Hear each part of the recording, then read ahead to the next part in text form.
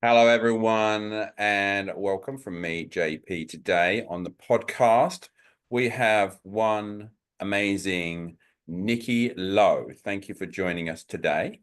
Yay! Thanks for having me. So, Nikki is one of those multi-talented types that we all get annoyed about. You know, she's a personal trainer and a naturopath and a Pilates instructor and a myofascial movement practitioner with special kind of branded sort of glow classes. But she also speaks on the circuit as well. So she's a conference presenter, retreat organizer.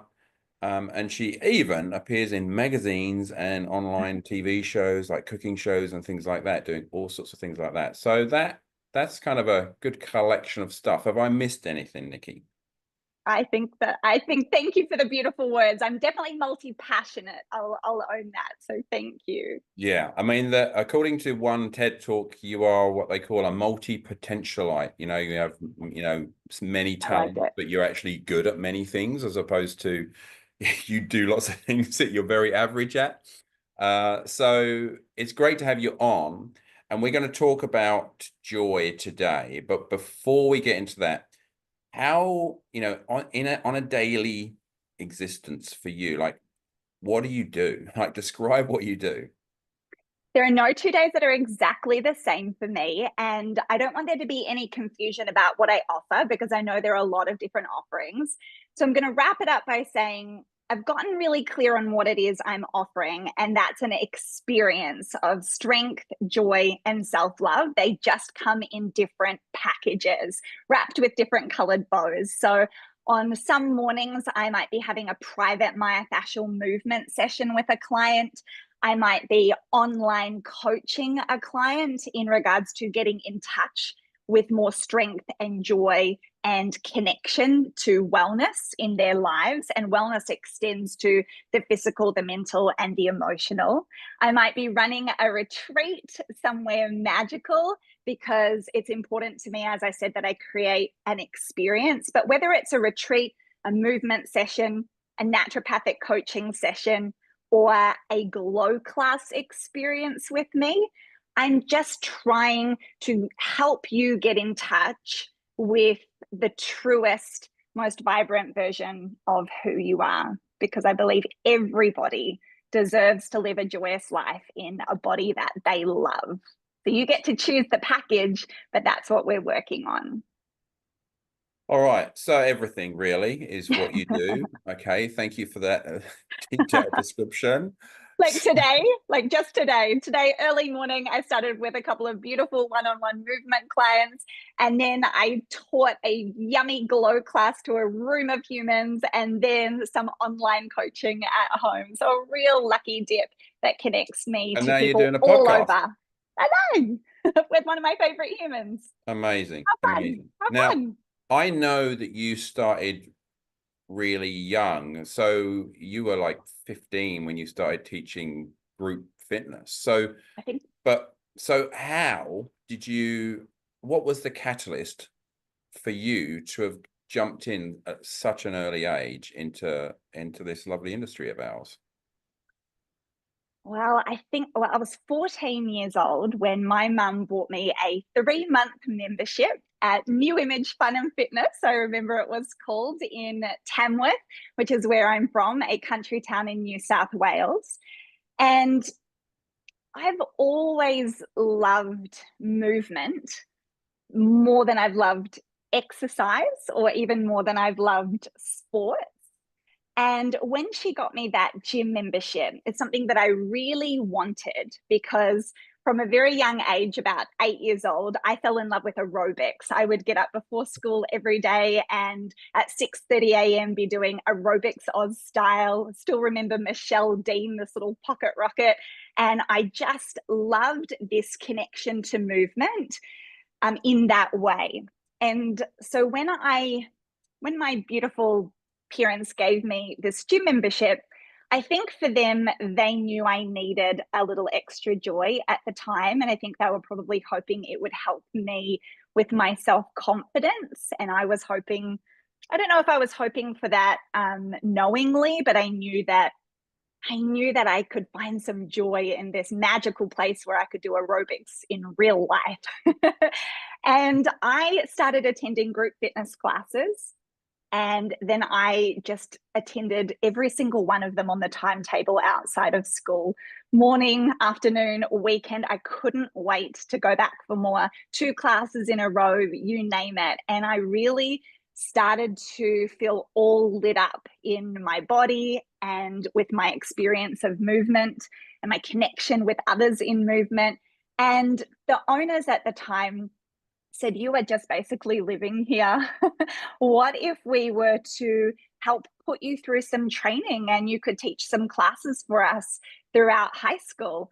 And that's exactly what we did in exchange for training and allowing me to study for these qualifications. I would teach classes for them after school, and then I ended up teaching for them right through high school and beyond, and the rest is history. Sounds like a win-win, and you both got a good deal there. Yes, it was, yeah, really special.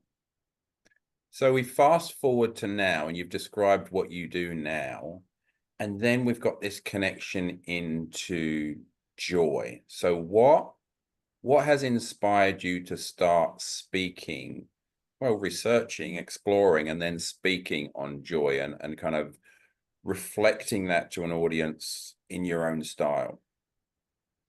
Perhaps the self-realization of how much more joy that we all need without knowing it, that through my own personal experience and being able to name what joy felt like for me, it made me realize that not a lot of people are talking about this. And not a lot of people, I think, consciously know that joy on purpose is missing from their lives, actually being able to name that. One of the first questions I'll ask any new client is, "How do you want to feel?" And a lot of words come up, but joy or joyous, it usually is not a word that's offered to me straight up off the list. And yet I don't know anyone who wouldn't like more joy in their life if I could give it to them. And the inspiration really does come back from being that kid in high school who was very unsure of herself, lacked self-worth and self-confidence, and didn't really know who I was or where my place in the world was, and finding the truest, most purest form of joy through movement, but also through connection. So, without being able to name it then, and that I would want to go on to educate about joy, I did know that I was going to go on to educate about movement, because the very first time I ever got on that stage and experienced a class with all these humans around me, I knew that this was some kind of magic secret that not everyone knew about or who had access to. It was an all inclusive experience where every single one of us obviously have different backgrounds, life stories, life experiences. But in that room, in that moment, we were all just humans showing up, wanting to laugh, connect, and to feel something good, to feel something better for ourselves and our bodies and our lives. And so, fast forward, well over 20 years now, I've had a lot of modalities that I've used to help people find joy and strength in their lives. But movement is just such a powerful way to get people there faster. And through a few health challenges, a few more health challenges of my own throughout those 20 years, I've realized it's such a powerful ingredient, this thing we call joy, and that we don't always just get it served up to us, that joy isn't always knocking on our door. Sometimes we have to build it from scratch. And I had this overwhelming desire to want to research what was happening to my brain when I was experiencing joy, how to get more of it, and how to teach other people that this is accessible for every single one of us. because life gets so crazy. I think sometimes we just think some people are joyful and some aren't. Some people are lucky, some aren't. Hmm. What I've now learned is that joy is a practice, and it's no different to saying I want to run, I guess, an ultra marathon. You got to train for it. If you want long lasting fulfillment and joy in your life, it's something you've got to show up and train for on purpose. I really, really get excited about sharing strategies to be able to bring more of that into people's lives and to watch the way life changes when you can do that. All right. So we've got this feeling that came from your own life, Yeah. then seeing other people experience it and what it can do to them, and they feel this thing called joy. But what you're talking about is to set your compass toward joy as a conscious act so that they can experience it more for themselves. So that's, and I think, there's everyone will go, yep, well, that makes sense.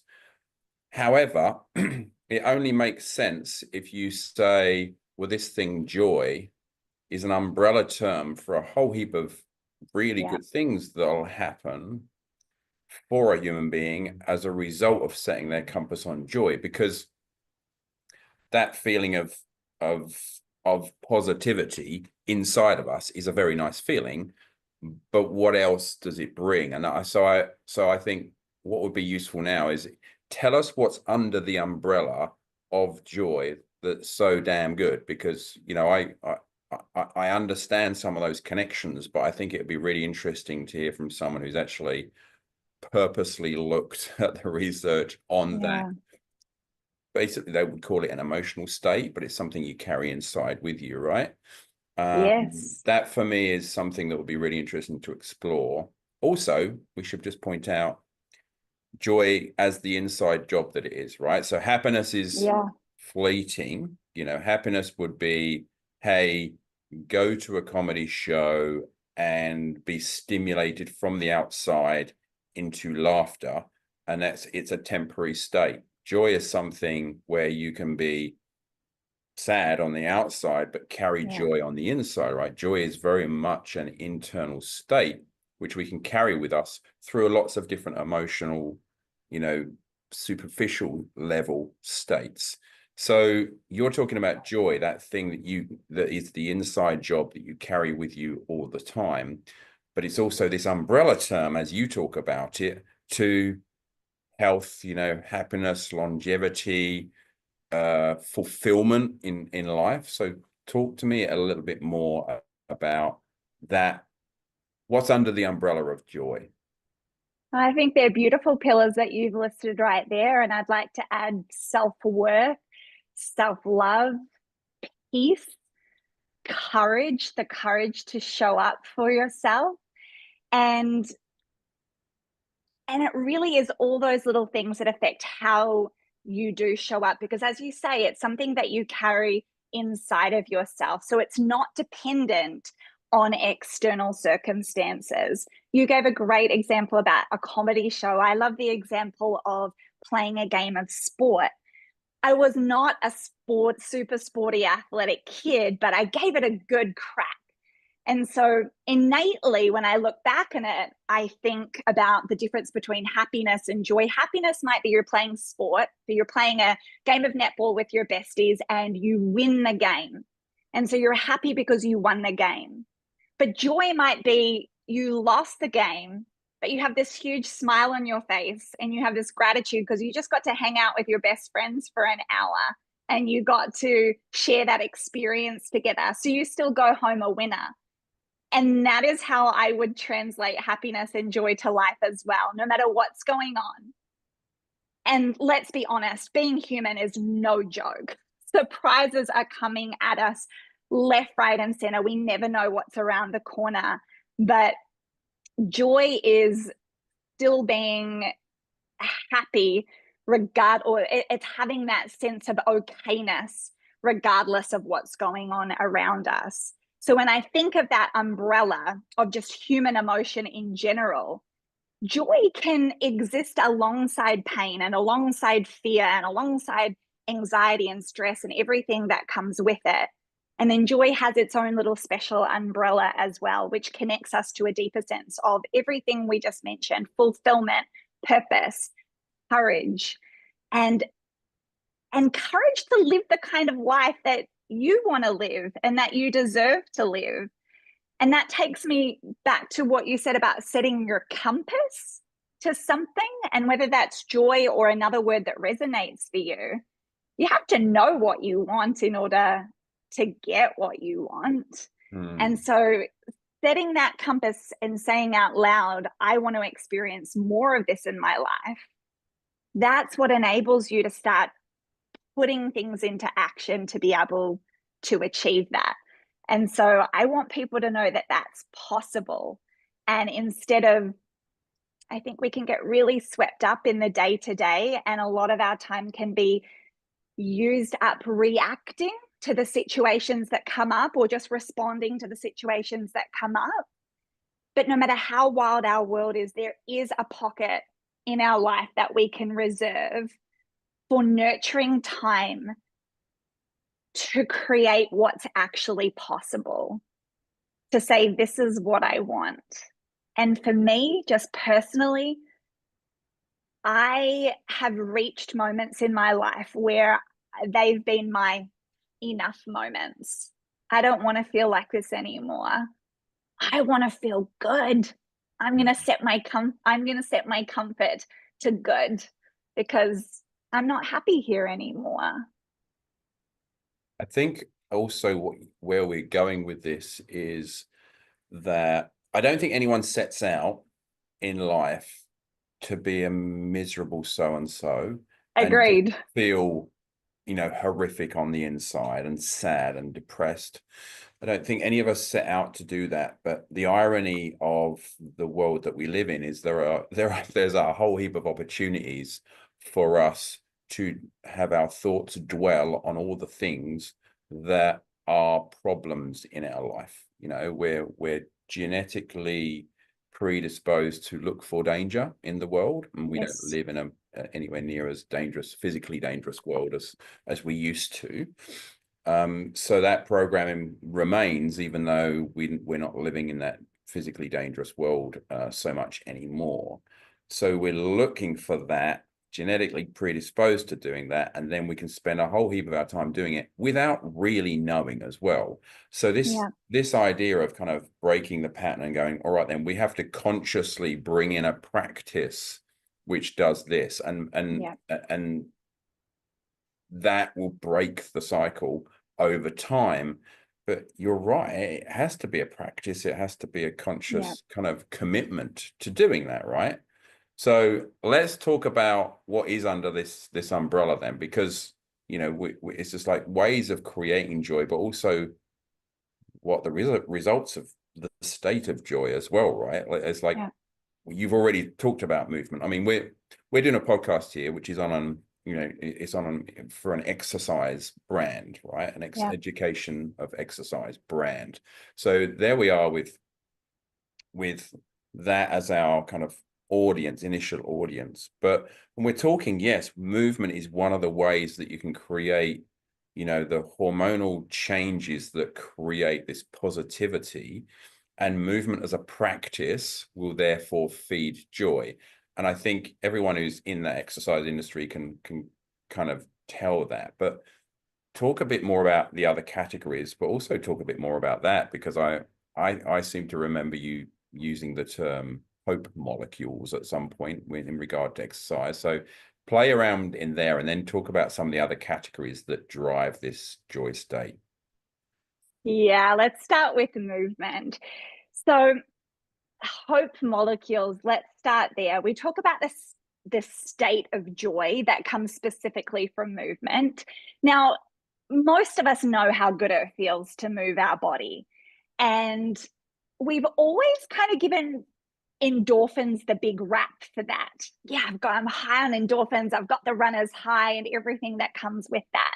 And possibly one of the biggest scientific breakthroughs in movement science for human biology has been this understanding that, in fact, every time we move our body and contract our muscles manufacture this protein that is released into our bloodstream, that goes to our brain, and positively impacts every single working system within our body.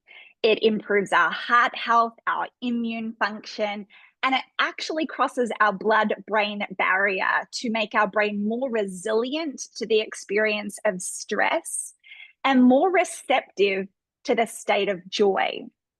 And there was a scientific paper released in 2016 where scientists actually called these or referred to these proteins, these myokines, as hope molecules.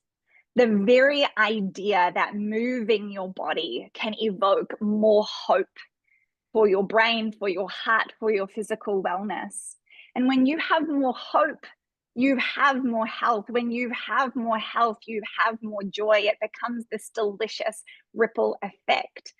And learning about this research, seriously, I feel tears in my eyes right now talking to you about it. I just go straight back to being that teenage girl who just didn't know who she was, who felt lost in who she was.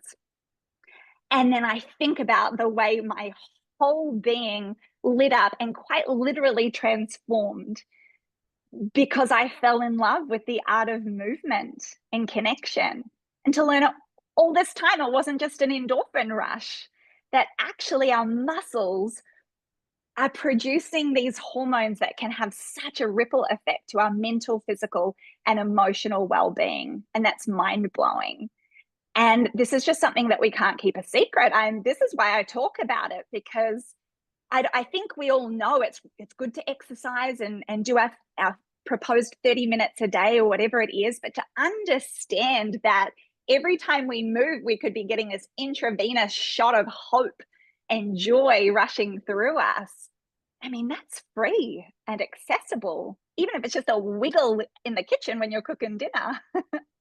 Well, there's that, and there's the, we've spoken about the difference between happiness and joy. So, it's almost like you could describe the runner's high as temporary state of happiness, couldn't you? It's almost, it's not false, it's real, but it's temporary, But that is more powerful, what you're talking about there, because that then is much more becoming part of the inside job. It's happening inside of us, changing what our brain is doing, the signals that it's receiving, but also the signals it therefore sends out into our body. There's this resiliency that's put into there as well. And then I don't know about you, but I remember when I very first started kind of exercising in a gym, and I did some, actual resistance training. Yeah. Something changed in me before my physical body changed. So I found myself carrying myself differently, just walking around the place. Do you know what I mean? I became more confident. Now, if you wanted to touch my confidence right now, impossible, right? You can't touch that in my brain, right? So this is a feeling, a state. My state became more confident as a result of exercising, of feeling stronger in myself, even though I looked exactly the same a month later. But somehow it was in the practice of doing that. So that's in there, but also there's other stuff happening as well, just physically using the muscles in your body, the tissues in your body, creates a change in your mental and emotional world. And I don't know, that was my feeling. I was like, I'm a more confident, I feel more sure of myself going through the world. You obviously had a massive response to your exercise where you felt suddenly more, certainly happier about life, and this feeling that you were getting. But you talked about self-esteem as well. I mean, can you go back to that and tell me, when you first started exercising, what was it about how you carried yourself through the world that changed? What was it about how I carried myself through the world? Well, I didn't have a lot of self-confidence when I first stepped into that gym. And it's almost something that you can't put into words, and you certainly can't touch, like you said. But for me, movement was a gateway to coming home to who I already was. It wasn't this new me, it was the becoming me that I was already. Because it movement does certainly enhance your your sense of confidence. That is undeniable. And just as a quick aside, if you think of someone who, this is a little game I like to play, if it's a gym environment or a class environment and someone walks through the door, notice how someone walks in before they work out and the way they leave after their workout. That sense of just an open, proud chest, rather than sort of coming in ready to warm up. But play that game with me. The next time you see someone preparing to move, watch how they are before and watch how they are afterwards. But in regards to how I carried myself through the world, I started to carry myself through the world more like the me that came into the world, I guess.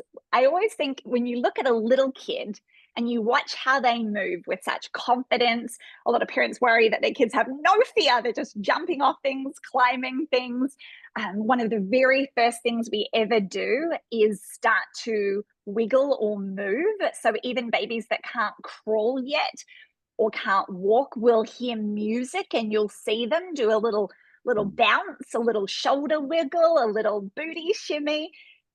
It's just such a natural part of who we are. And I think that many things take us away from that preciousness. You know, when we're little and someone tells you you're beautiful, you innately know that to be true until something happens in the world that has you believing otherwise. And everything else is about coming back to that.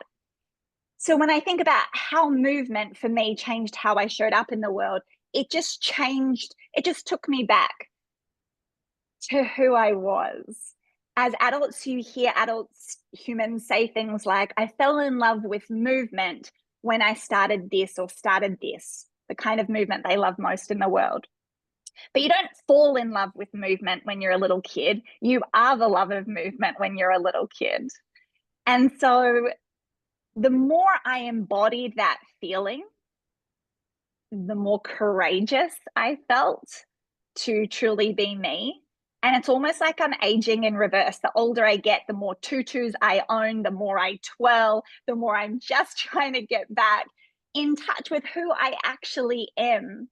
And I think we all have a little bit of that in us, but it's self-consciousness or something else, protection perhaps around us that holds us back from that. You know, we all have I believe we all have that desire to have a little wiggle or to get in touch with that sense of play. We just lose that connection along the way sometimes. And I just want to bring it back. Yeah, I love that. Yeah, just reconnecting with our almost like our origins of self almost. Yeah. Along the way. That's really lovely. Okay, so talk to me about other elements under that umbrella of joy. What is it that that drives, and what is it that it gives? Joy drives motivation. It drives you to do the things you actually want to do. It gets you up and doing those things. So for me, getting in, I used that word already a couple of times, but for me, joy has had a really clear gateway to courage. And it's this little motto that I'm always telling myself to be brave, now be braver, and keep going. Because joy itself releases chemicals that make you feel more energized, more confident, more powerful, more motivated. And so you're more likely to do the things you actually want to do rather than just thinking about the things that you want to do. And I'm going to be so bold as to put joy in a category with self-love. and say that nurturing a practice for each, believing in who you are, and loving your own heart, believing in it, alongside a connection to joy, will completely impact the way you show up in the world, the way you show up for yourself or don't, the way you show up in relationships, personal and professional, the things you go for or don't go for because you think you're just not good enough or not in that place. Joy is a high vibrational energy. It's a highly vibrating emotion. So you might not be able to touch it, but you can sure as hell feel it. You can feel it in the way someone smiles, or the way someone's talking, or the way someone's laughing.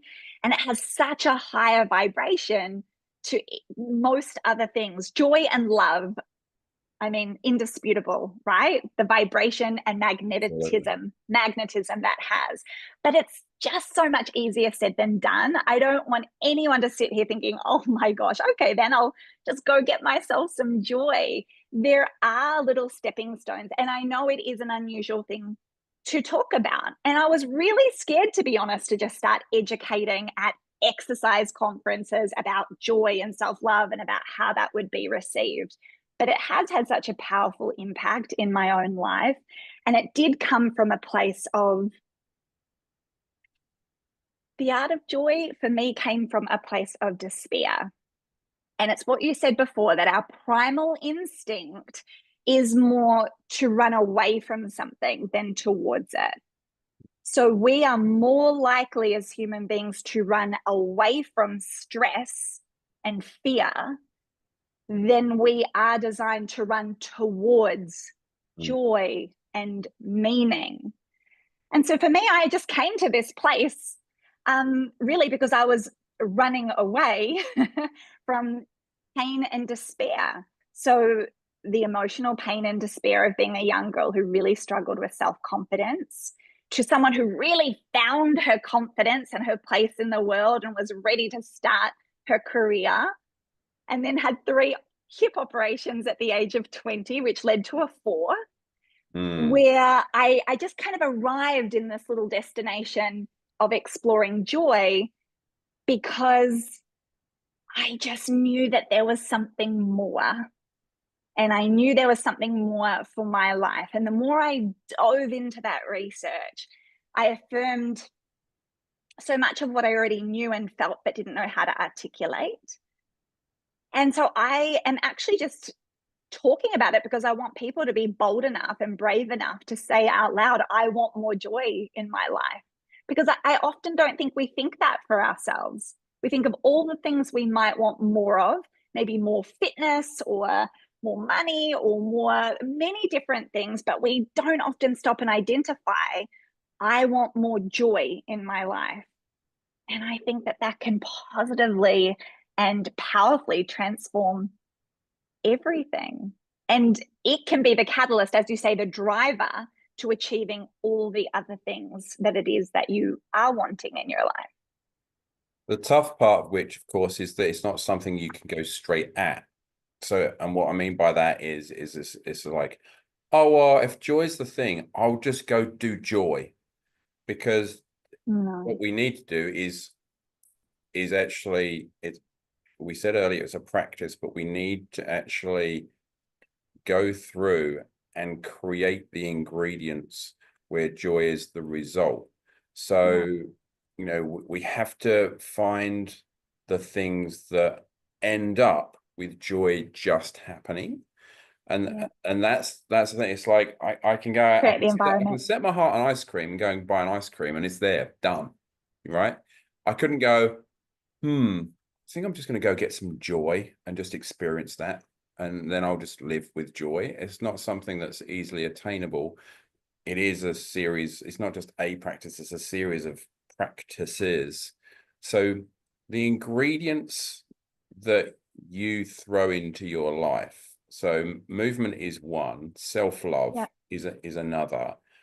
I'm totally expecting you to say the word gratitude. There's got to be in there. Yeah. Of So course. gratitude. So what are your ingredients you know, for creating joy for you? Because I also think that the menu's slightly different for each of us in order to get, 100%. you know what I mean? In order to I get couldn't agree our more. version of our joy in order to live with. I couldn't agree more. What is going to make you deeply joyful and what makes me deeply joyful, it's going to be different for every single one of us. The thing I still find most interesting is that when I flat out speak to people and I ask them to tell me 5 things that bring them joy, many of us will struggle to name 5 just off the top of our head. So the first thing that I would invite anyone to do, and where I started too, is to simply ask what would bring me more joy. Because there's a lot we can't control in our life as humans. There are a lot of variables. So I can't sit here and list all the things that, I don't want because I can't predict that, but I can name things that will bring more joy into my daily life, and movement is absolutely one of them. Yes, having a gratitude practice, this really doesn't need to be a big deal, but it's such you don't have to have a lengthy practice as such. But before we go past gratitude, it's been scientifically proven to change the state of our brain. Science shows us that when we truly feel gratitude, it lights up a part of our brain that makes it impossible to feel stress in that exact same moment, a true embodied state of gratitude. So for me, in my ingredients list, there are nudges, all the time nudges, because they're really easy nudges in life to keep you on the side of stress and overwhelm. Those nudges, we don't have to put those in our way. They're going to come up quite readily all by ourselves or all by themselves. So little nudges for gratitude might be, when I do feel stressed and overwhelmed, and you've heard this before, my immediate go-to is to put my hands over my heart. It's kind of like innately as humans, if something hurts, we want to touch it. We want to, comfort it.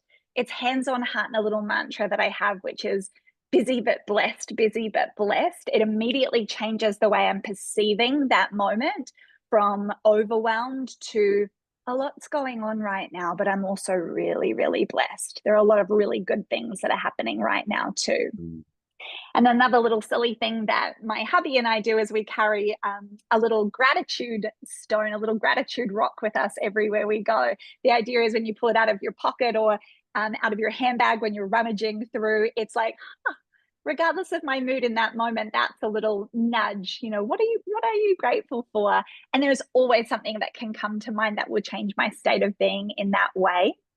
And if you're going to talk about personalized things, the art of practicing a daily sense of joy really is in creating your environment that gears you that way. I once read that sometimes joy is as simple as having a rule where no one leaves their shoes inside the front door, so that someone doesn't come home, trip over the shoes, and immediately ruin their mood for the rest of the evening after a big day of work.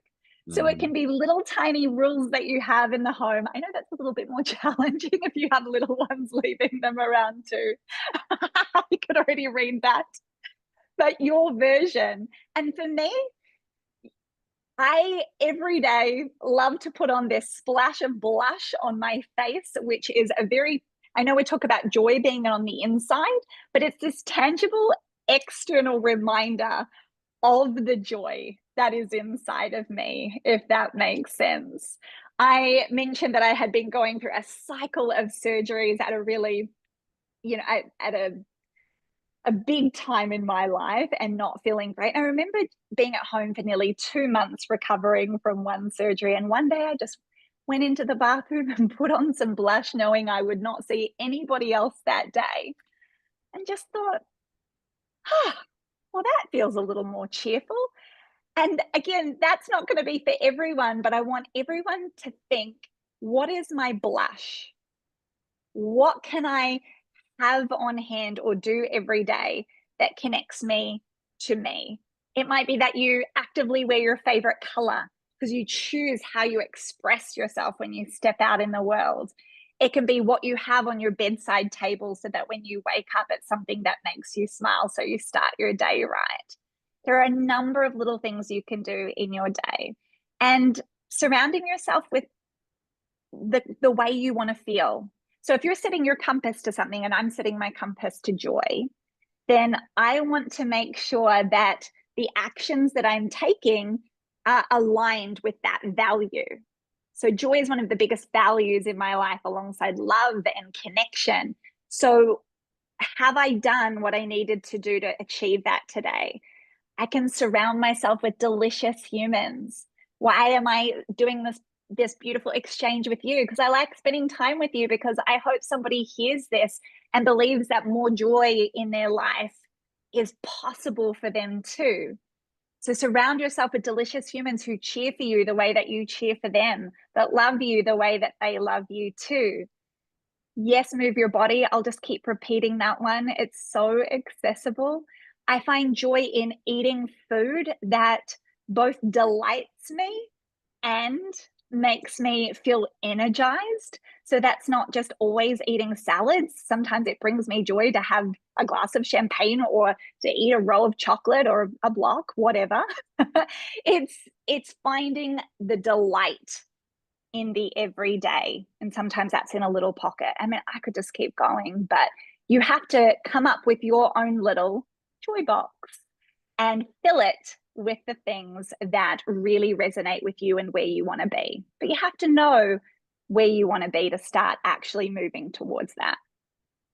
That's great, Nikki. I've had a thing where when I've spoken to organizations, like corporate, I quite often just end up in this place where we need to change their state, or they need a strategy to be able to change their state on a more kind of general term, in order for them to be more productive, at work, and generally just enjoy working a little bit better. And I quite often will say, in your own time, if you can't do this at work, in your own time at least, do things that you love in places that you love with people that you love.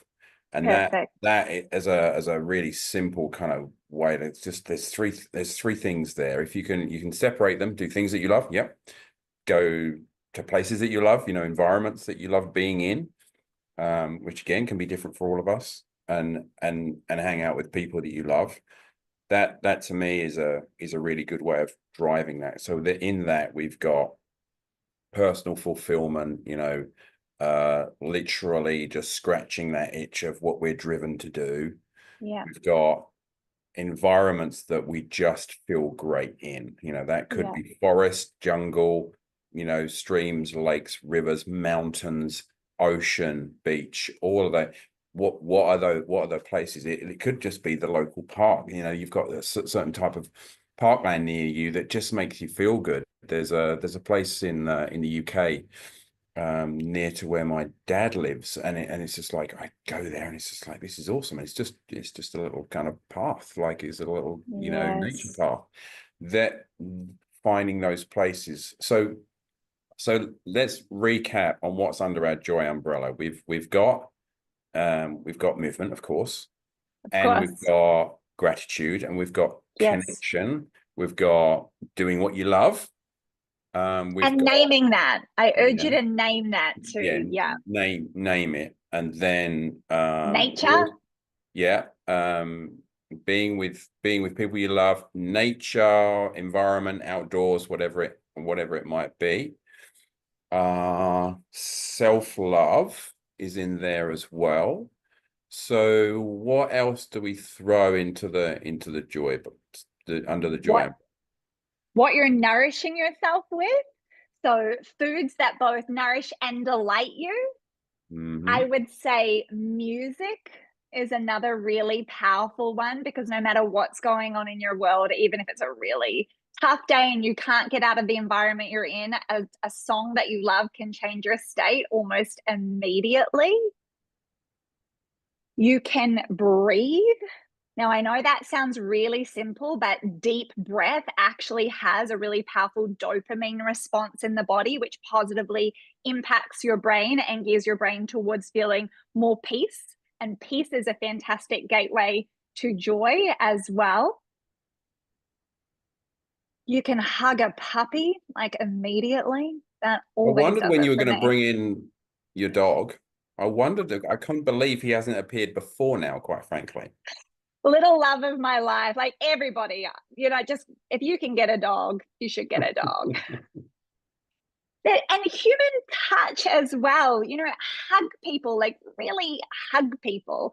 I know that, they are again, it's personalized, but they are my instant joy sparkles in the day. They're my instant little joy sparkles. Every morning, I hug my husband, I hug my puppy, and I know everything's going to be okay. If you look at the way a dog jumps off the bed, yes, I do co-sleep with my 3-year-old baby puppy, Blue Staffy, Blue Bear. He jumps off the bed and he immediately just shakes, shake, shake, shake, shake, shake.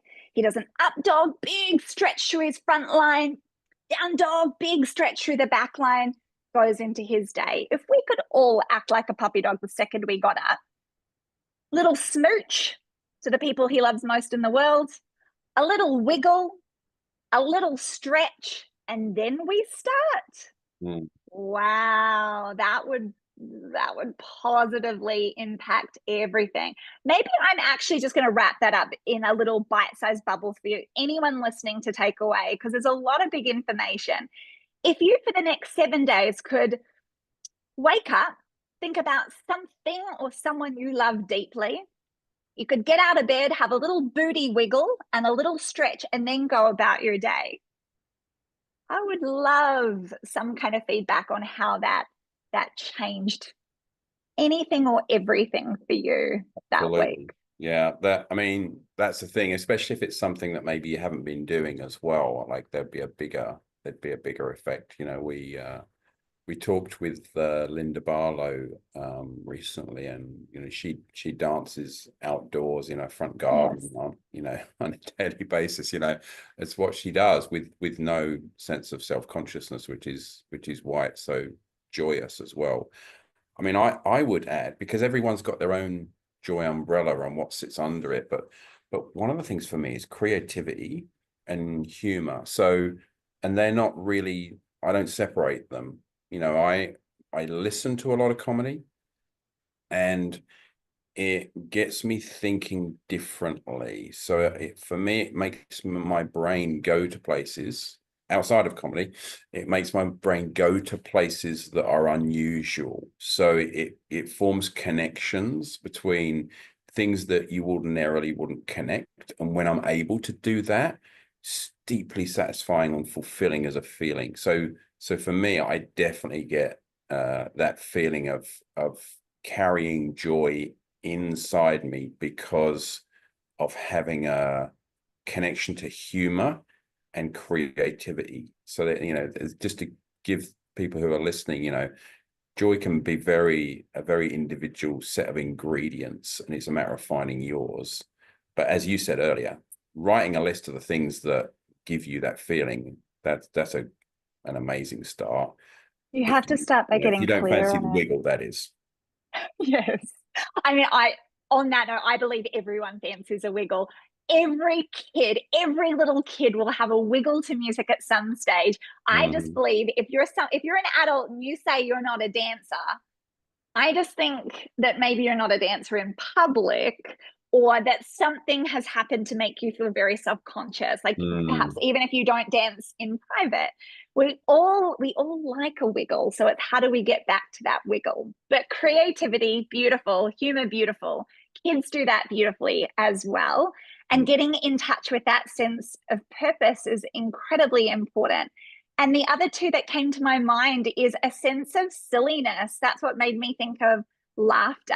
Just this last week, I was out in this big, beautiful paddock, and like a little kid, I was in the back of a ute and we were hooning around the paddock, and I was laying back and, squealing with joy. And I was kissing a cow, and and Mm. it's this sense of playfulness and frolicking, which seems ridiculous to a lot of grown-ups, but I urge you to try it, whatever Mm. that version of silly. And something just a little more profound that I want to touch on if there's something that you really want to do to connect you to more joy, then maybe do something that takes courage.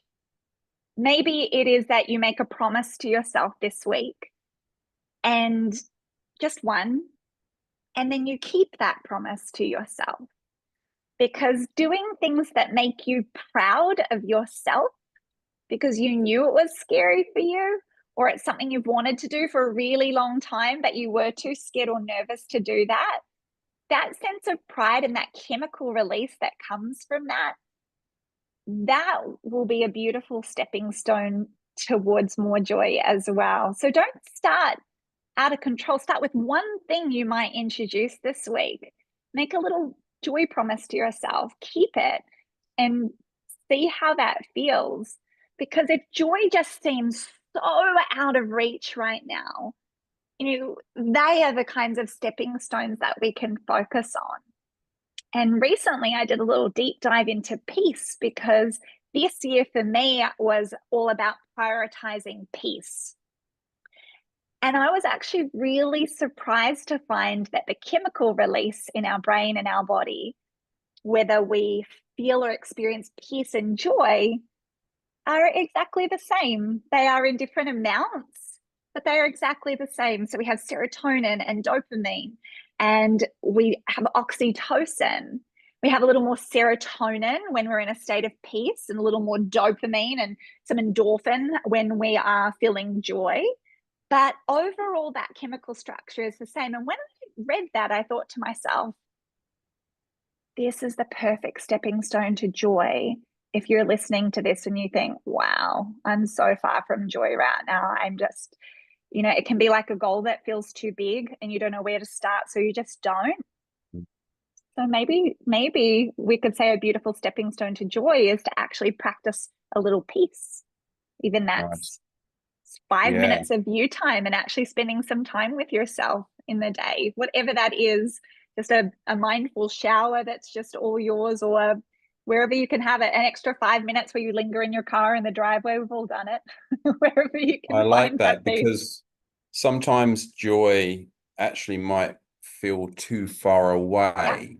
Like yeah, it's like, no, I can't feel joyous. Like I'm so far away from that.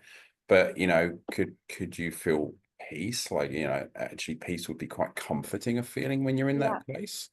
So yeah. go for peace, because it's probably gonna take you to joy. It's like a stepping stone. It's a gateway drug, right? It's a gateway drug. It really is a really, really good one. And it is why I like to intertwine self-love and joy too, JP, because you actually have to believe you deserve joy. You actually have to give yourself permission to feel it and permission to want it in the Yeah. first place. Like, if there's just one powerful thing I want anyone listening to know, it's, as I said it at the beginning, I'll say it again, you deserve to live a joyous life in a body that you love. Mm, absolutely. Whatever that body is doing. Whatever that body is. Yes. The beautiful body you have now is the one I'm talking about, not one you have to transform into. Yeah. Just the one that you have now. Everything else starts from there. Okay, let me go off on a tangent now. So this is something I would love to ask most people, if not everyone that I am speaking with during this podcast series. Do you have such a thing as a tagline for life? Oh, well, that kind of is my tagline that I use most frequently, that you deserve to live a joyous life in a body that you love. Every time I say it, I feel it, like, yes, I do deserve it. I feel like that word deserve is really important, because it's naming what you want, and it's naming, yeah, it's just really affirming that. And I love to talk about devouring life. It's just this feeling that we've got one, you beautiful humans, and I want you to devour life with great joy as well. I got a lot of Lovely. fun little mantras, but that's the biggest one I want you to connect to, because I want that mantra for life to be, understanding how spectacular you are and knowing your worth and knowing what you deserve. And it's often more than you're giving yourself credit for. Mm. I mean, I have two questions. So, one is normally like, what's your tagline for life? And sometimes people come out and they'll say, just do it, or whatever it might be. Yeah. Yeah. And then I feel like you've answered my next question, which is, I would also say to people like, what is it that you want for yourself and everyone else in the world? And your taglines actually cover that as well. You want to be able to devour life with great joy for yourself, but you want everyone else to be able to do that too, right? Yeah. I just think that there is so much busyness in our everyday world that's inescapable. And there's so much stress and overwhelm. And to be honest, it attracts more attention for me to talk about overcoming stress and overwhelm than it is for me to talk about Mm. joy. Mm-hmm. And so, what I would like for myself and for everybody listening are more joygasms. And there's one other thing that does elaborate from I guess my tagline about wanting to live a joyous life in a body that you love. It's, if I could cure anything in this world, it would be this chronic epidemic of not enough itis, not good enough, not smart enough, not experienced enough, not brave enough, not pretty enough, just not enough. And I feel it deep in my bones. I have felt it deep in my bones, and I feel it in my everyday practice, how much that can hold us back from really, really devouring life to its fullest. There's an estimated research, or there's a research that estimates that 80% of women don't feel good enough, that 75% of women feel imposter syndrome in the workplace, 91% of girls and women don't like their body, and 73% of men don't feel inadequate in some area of their life.